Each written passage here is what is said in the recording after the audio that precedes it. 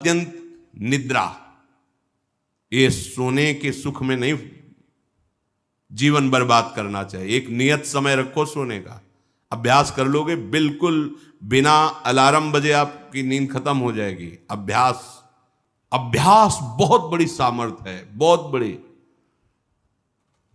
अगर नींद लेने का आपने अभ्यास बना लिया है तो यह आपके जीवन को नष्ट करने का बहुत बड़ा साधन बन गया। कुछ लोगों को सोने में सुख मिलता है कि सोते रहो। भैया कमाने आए हो, बड़ी मुश्किल से पास बना है इस भारत भूमि में तुम्हारे जन्म हुआ, मनुष्य योनि में, कुछ दिन के बाद ये सब खींच लिया जाएगा। सोने में समय क्यों बर्बाद कर रहे हो? कमाओ, सदाचरण करो, समाज को सुख पहुंचाओ, नाम जप करो, बड़े बुजुर्गों को सुख पहुंचाओ, किसी को दुख ना पहुंचाओ। ये कमाई कर लो। कमाई करने आए हो या तुम्हारा कुछ नहीं, कुछ नहीं, न था न है न रहेगा। होश में तुम्हें जो पद मिला है, जो सामग्री मिली, जो जीवन मिला है, लगा दो पर सुख में और निरंतर भजन करते हुए जीवन मुक्त हो जाओ। क्योंकि स्वसुख में पाप बने हैं तो तत्सुख में समस्त पापों पर विजय प्राप्त कर लो। पर समझ नहीं आता। हर समय हमें सावधान रहना है। एक समय नींद को देना है, उचित दे लो, क्योंकि आप साधक हो, उचित दे लो। इसके बाद इससे शत्रु की तरह बर्ताव करो। अभ्यास बहुत बड़ी ताकत है, बहुत बड़ी ताकत। ये कोई सिद्धि नहीं, अभ्यास। आपने यदि अभ्यास किया है, नींद का आदर किया है, तो आप ऐसे भी हैं। साधकों के सामने ही बताया था उन्होंने कि मुझे बस भोजन पवा दो तो मैं सो जाऊंगा, फिर भोजन पाऊंगा, फिर सो जाऊंगा। मेरा अभ्यास इतना दृढ़ है। धन्य है आपका जीवन जो ऐसा अभ्यास सिद्ध कर लिया है। अरे बर्बाद करने के लिए सोना थोड़ी है। तो यहां कह रहे अति निद्रा, उचित निद्रा आवश्यक है। जब तक शरीर भाव में साधना हो रही तो जरूरी है।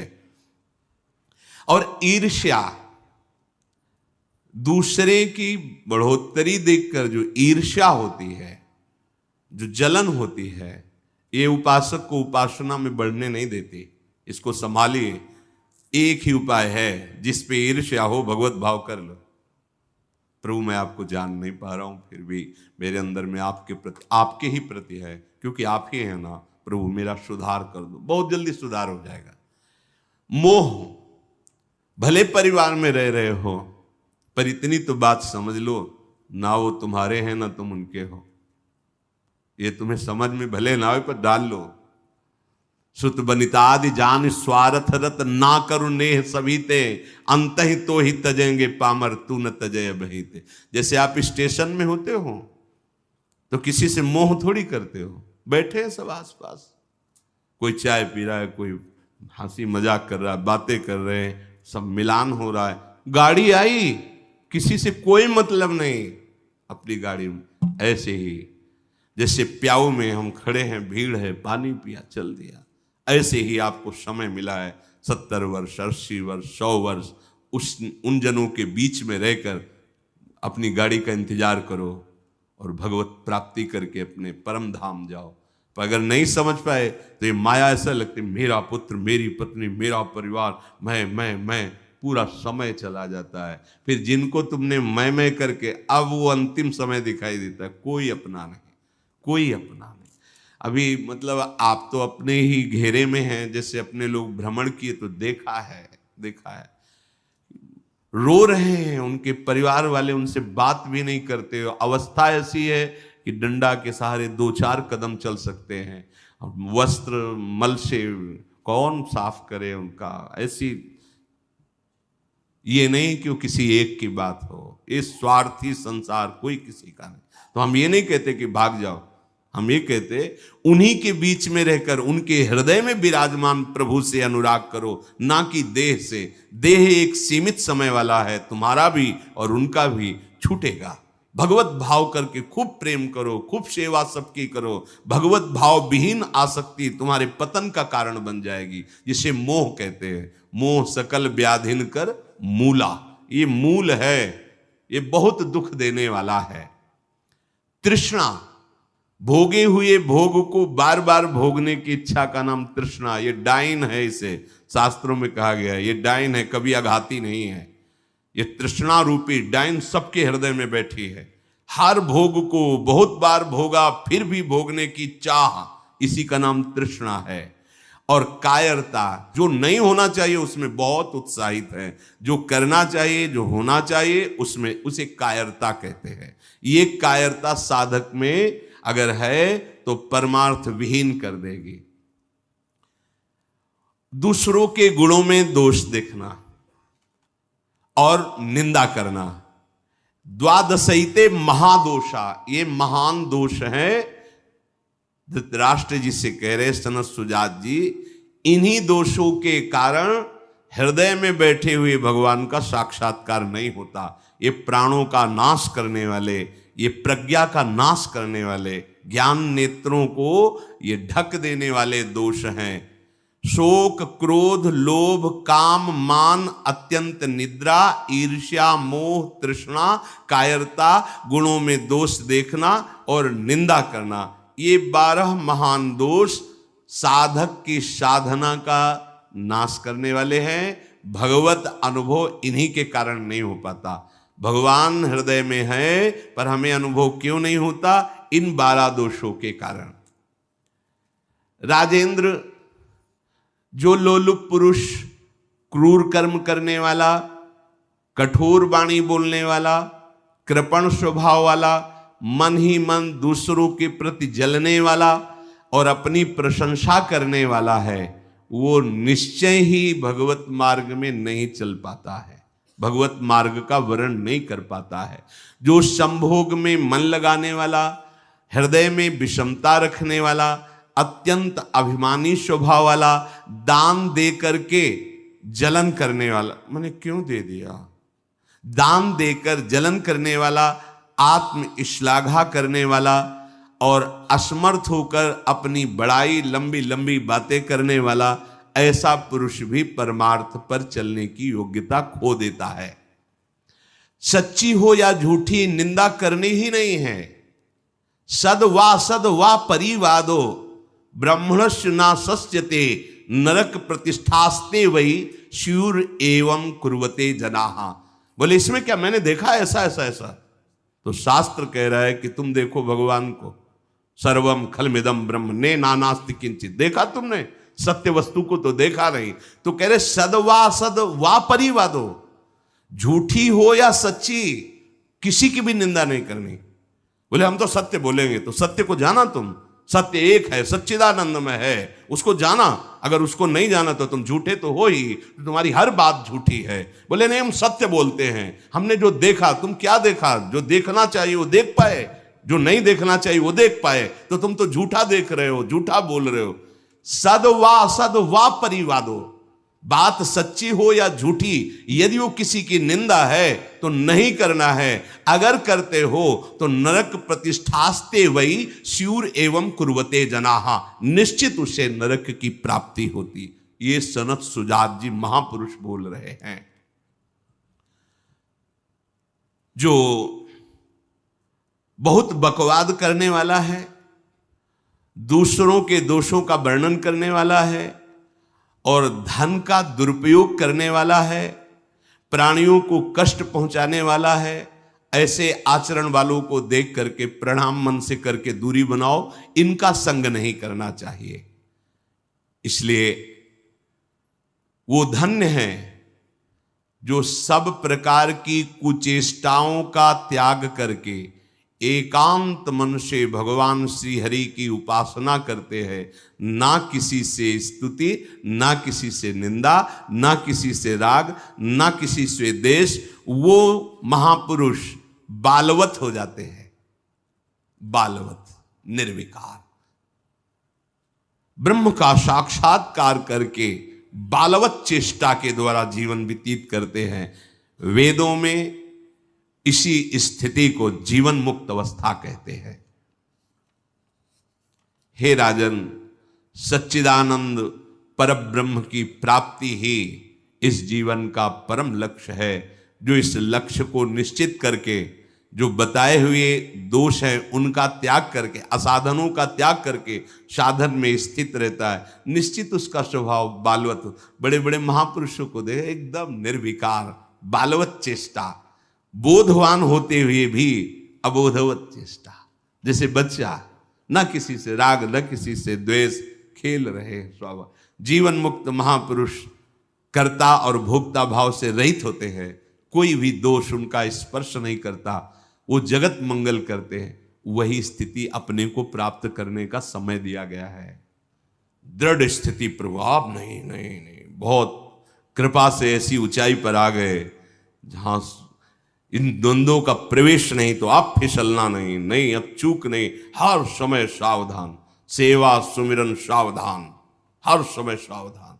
एक सेकंड के लिए भी किसी इंद्रिय को छूट नहीं, धोखा पैदा कर देगी, भ्रम पैदा कर देगी, फिर पश्चाताप होगा।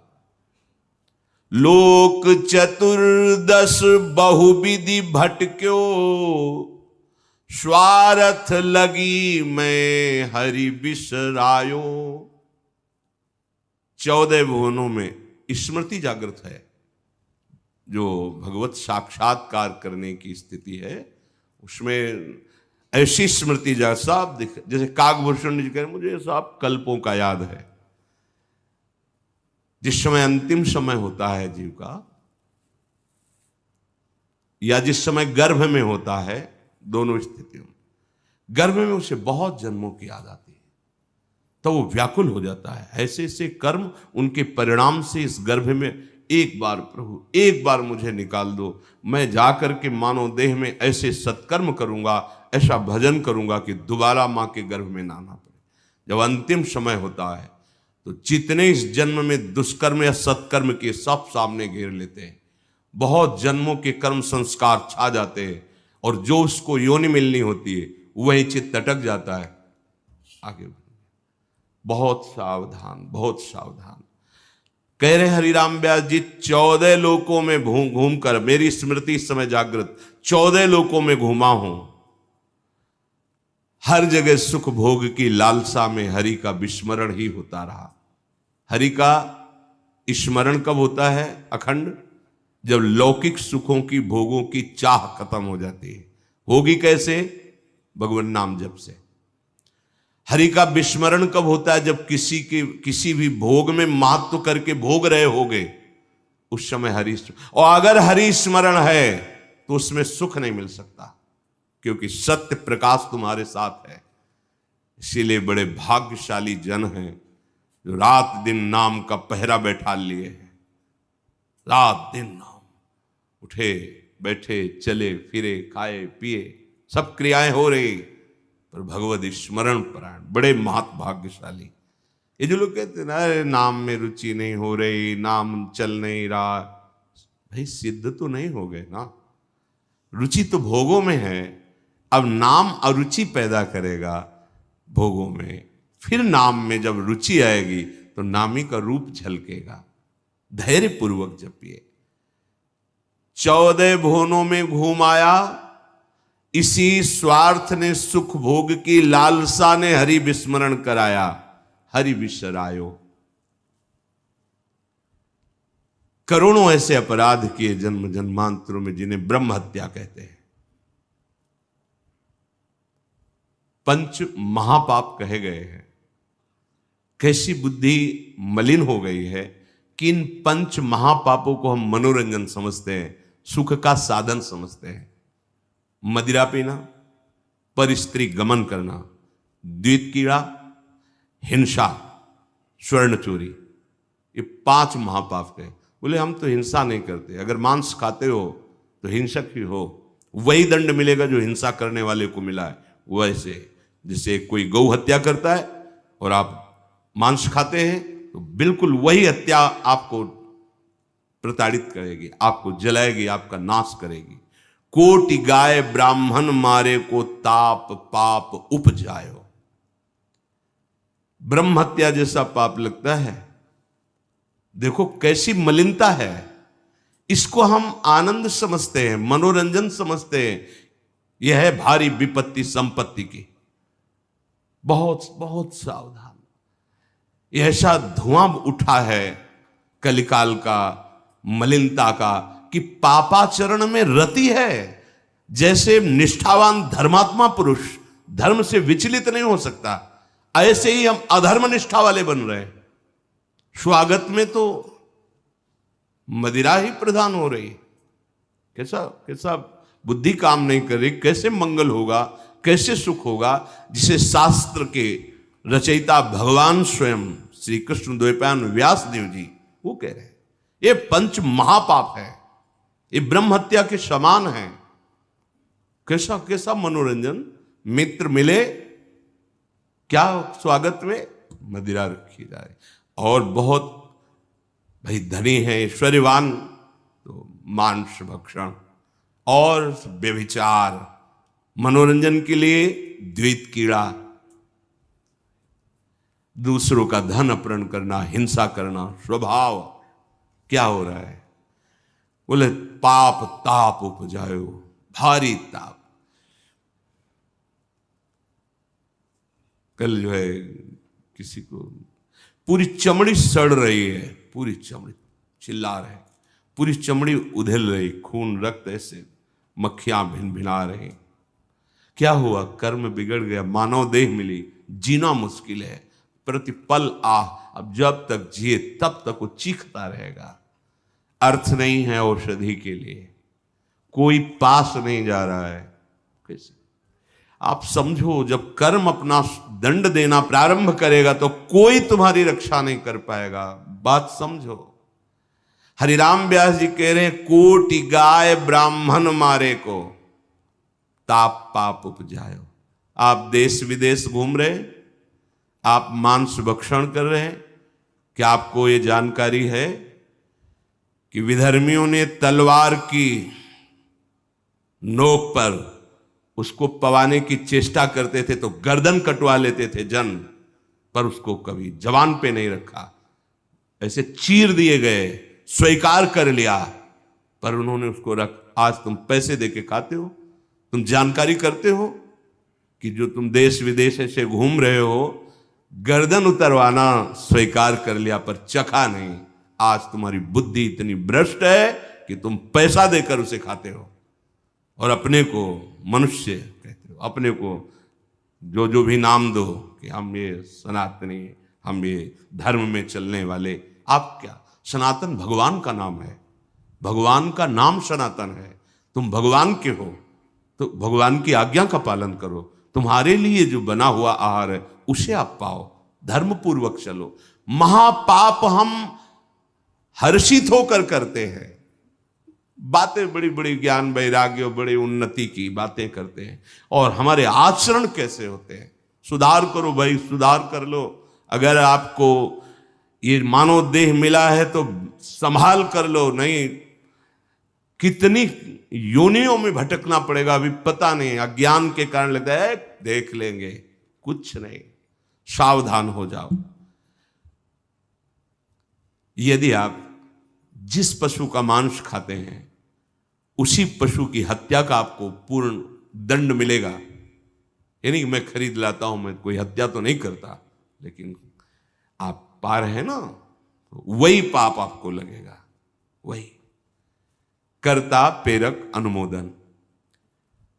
आगे कह रहे, कबहू स्वपचु शरीर धर्यो मैं, चोरी बल उदर बढ़ायो, कबहू कविद्या बाद स्वाद लगी, ब्राह्मण हुए पुजवायो, हरि बिनु छीन ना कहूं सुख पायो। कभी नीच प्रवृत्ति धारण करके, नीच योनि में जन्म लेकर के नाना प्रकार की चोरी कपट छल, बस कैसे पेट भरे। कभी बहुत विद्वान होकर के विद्या के अभिमान में तर्क विवाद करते, प्रकांड पंडित थे, ये जहां भी जाते थे विजयश्री विद्वता से प्राप्त करते थे। तर्क जिह्वा में ऐसी प्रवीणता थी, कोई इनके सामने टिकता नहीं था। तो आप फिर नमस्कार पूजा सम्मान वाहवाही। कबहू कविद्यावाद स्वाद लगी, ब्राह्मण हुए पुजवायो। जब कोई प्रणाम करता है, नमस्कार करता है, प्रशंसा करता है, अच्छा लगता है। वो अच्छा लगना देह भाव को पुष्ट करके भगवत विस्मृति के गर्त में गिरा देगा। कबहू करंक निशंक भयो, घर घर फिर जूठो खायो। कबहू क सिंहासन पर बैठो, छत्र चौर ढरवायो। कभी तो इतनी गरीबी देखी है, कभी किसी योनि में ये देखा कि राजा बन गया, छत्र चौर बड़ा वैभव, लेकिन उधर गरीबी में भूख से व्याकुल होकर भगवत स्मृति रहित जीवन गया। कभी इतना वैभव कि उसके अभिमान में प्रभु को भूलकर भटकता रहा। ये ऐसी माया है कि जो जहां है उसी में आसक्त है। महाभारत में प्रसंग आता है, भगवान व्यास देव जी जा रहे थे तो एक नाली का कीड़ा निकलकर बड़ी तीव्र गति से मार्ग को लांघ रहा था। वह भाई इतनी रफ्तार से आप जा रहे हो, क्यों, क्या पीड़ा है तुम्हें? वो बोले उस साइड की नाली में मुझे जाना है और भयभीत हूं। क्यों भयभीत? तुम्हें गाड़ी की आवाज नहीं सुनाई दे रही? बैलगाड़ी आ रही, वो हमारे ऊपर चढ़ेगी तो मैं मर जाऊंगा। भगवान व्यासदेव जी सर्वभाषाओं का ज्ञान रखने वाले, उन्होंने कहा तुम्हें इस कीड़े शरीर से इतना प्यार है? अरे ये शरीर नष्ट होगा तो दूसरा शरीर मिल जाएगा। बोले आपको जो व्यास शरीर प्रिय है ना, ये उतना ही हमें ये कीड़े का शरीर प्रिय है। भगवान व्यासदेव जी ने कहा बड़ी भगवान की विचित्र माया है, अब हम तुम्हारा परम कल्याण करेंगे। तुम एक बार मेरे कहने से रुक जाओ, अभी शरीर छूटेगा और तुम सुख को प्राप्त होगे, तुम्हें दुख नहीं मिलेगा शरीर छूटने के समय। स्तब्ध किया उसको, ओ गाड़ी आई कुचल के मन। उसका फिर चतुर्वर्ण में जन्म हुआ मनुष्य योनि में। वो जब नवयुवक हुआ तो अपने इन्हीं सब कार्यों में, जो चतुर्वर्ण के कार्य, उसी में मगन गए भगवान व्यासदेव जी। बड़ा बड़ा प्रसंग है, मुझसे छोटा करके। भाई तुम कौन हो? अपना परिचय। मैं अमुक हूं। नहीं नहीं, तुम्हें याद है? अब स्मृति जागृत हुई। हाँ मैं वही कीड़ा हूं जो आपसे, तो देखो तुम फंस गए ना फिर यहां। जैसे तुम्हें कीड़े का शरीर प्रिय था, ऐसे तुम ये इस शरीर में। नहीं नहीं, इसको भी छोड़ो। भगवान व्यासदेव जी ने वो शरीर छुड़वाया। क्रम से वो प्रथम वर्ण में जब उस ऐसे राजा बना, तृतीय वर्ण, ओ चंवर डुलाए। तुम्हें याद है हर वर्ण में उसका जन्म हुआ क्रम से। तुम्हें याद है? हाँ मैं चक्रवर्ती राजा हूं, मेरा है वैभव, मुझे स्मृति। नहीं नहीं, तब पूर्व, हाँ मैं नाली कीड़ा था, मैं ये समझो। भगवत स्मृति धारण करो, इस पे राग मत करो। वहां त्याग कराया।